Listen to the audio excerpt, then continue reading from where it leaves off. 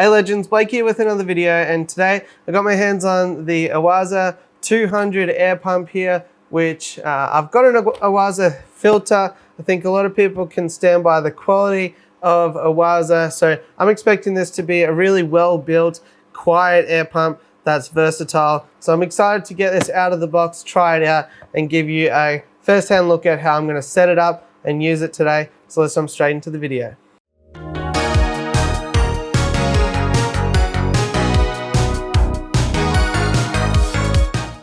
Okay, so straight out of the box, I think this is a really good competitor to the Eheim air pumps, if any of you out there use those. This one here, with my code from Aquarium University, is going to run about $81, whereas the Eheim 200 I think is about $119 or $110, depending on where you get it. So slightly cheaper price point, but still going to have, you know, that versatility and that quality. So what do we have here on the 200? This is a 2-outlet air pump here, both outlets being adjustable with those knobs there as well. Inside the box as well, you get some Oase air stones and the airline pump, so it's ready to go. It's not one of those things, I know it's really annoying for beginners when they go and pick up an air pump, then they've got to go and find some airline hose and go and find some air stones, which for most of us with stuff like that lying around our fish rooms, it's not a big deal. But for the entry level, I think it's really important to include that stuff. And I'm told that the air stones as well are adjustable, so that's really cool as well. So let's get this out of the box and start to have a look at it.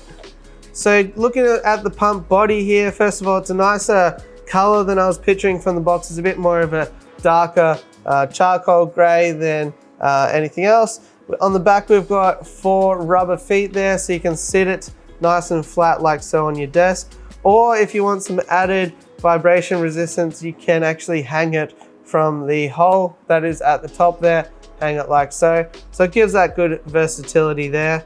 The dials to turn it up and down are fairly easy to move, but also rigid enough that they're not going to be adjusted by themselves. And overall, there's not really much else that we can go into with the body there. I think it's as expected.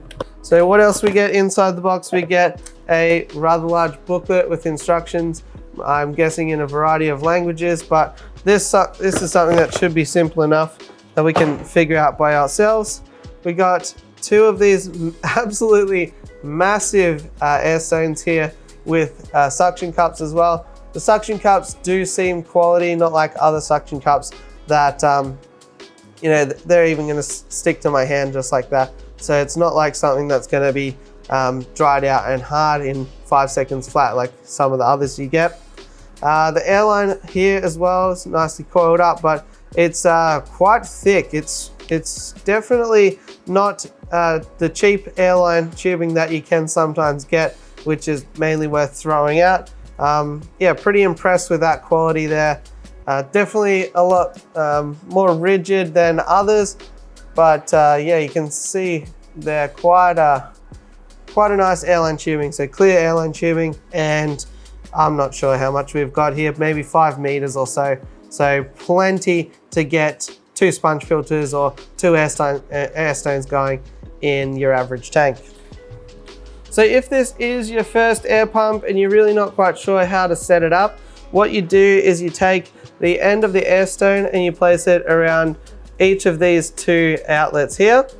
And then on the other end of that, you can either have a check valve, which is basically a one-way valve to stop water going back into the pump.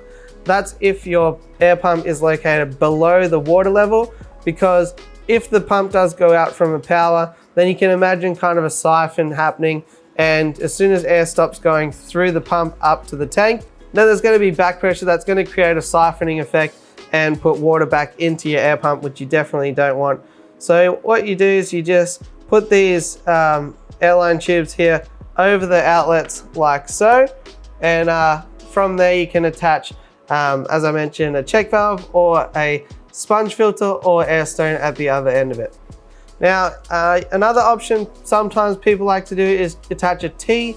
Say if you wanted to have 4 connections from this 2-outlet pump, you can definitely do that, but the thing about the T is going to be you're going to have to get very, very similar air pressure from both sides of the T. So I'd recommend making sure that the T lengths are as short as possible. So get the longer section being the single airline hose, and then the T, and then 2 short airline hoses there to help regulate that pressure. And then keep both of the things that are hanging off that T at the same depth, and you should be okay. What I find is a lot of people that might have an air stone on one side, a sponge filter on another side. The air stone might be a lot higher than the sponge filter, and therefore it's a lot easier to get air to flow through this air stone rather than the sponge filter. And people will be confused why the sponge filter is not doing anything and the air stone's got all of the air. So that's why. So for today's test, I'm going to test this out in a few different applications. I'm going to give it the depth test, and I'm going to put probably 2 sponge filters in a tank that is 2.5 foot deep. Imagine that's probably going to be the deepest tank that something like this is going to go in. I'm going to obviously have the air stones tested out. I'm going to have one of these air stones on the sort of loosest setting so that we can see the larger size bubbles. And then I'm going to have it on quite a tight setting so we can see the more fine bubbles. And then that's pretty much all you can really expect from an air stone. I'm going to comment on the noise. So with all of that said, let's get moving and go take a look at this pump in action. So here is the Oase air pump set up with 2 outlets using the default length of airline tubing with a coarse sponge filter and a fine sponge filter. The coarse sponge filter is the one in the green color, and the fine is just clear and black. As you can see, they're both pumping out quite a bit of air, and this is, you know, as appropriate as an amount of air that I typically run sponge filters at anyway. So I'd be very confident with both of these filters and their ability to harbor nitrifying bacteria. So yeah, as I'm very comfortable with that. One thing I will mention is I did have to tinker with the air output. So when I had them both set at full output, only the fine sponge actually ran, where the coarse sponge didn't run until I turned the fine sponge outlet down a little bit, which I'll show you on the screen now.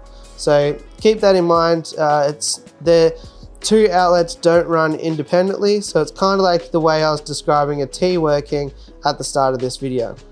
But overall, in terms of the depth test, I think it certainly stands up to it. You can easily run 2 sponge filters, you know, more than 2 foot or 60 centimeters deep, which some of these air pumps definitely don't do.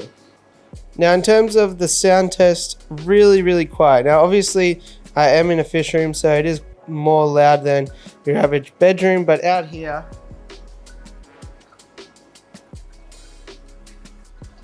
if I put the microphone right up to it, don't think anything really registered there. So no real sound coming from it. Slight vibrations, but the rubber feet are doing their job, and I'm pretty impressed by that. Now for this test, we have the 2 air stones. One is running quite fine bubbles. Seeing this, I could probably tighten it even a little bit more. And this one here is really just sort of loose as it can get while still being firmly tightened in place. So you get a good spread of bubbles there, plenty of play, and yeah, the stock air stones do seem to be doing a good job.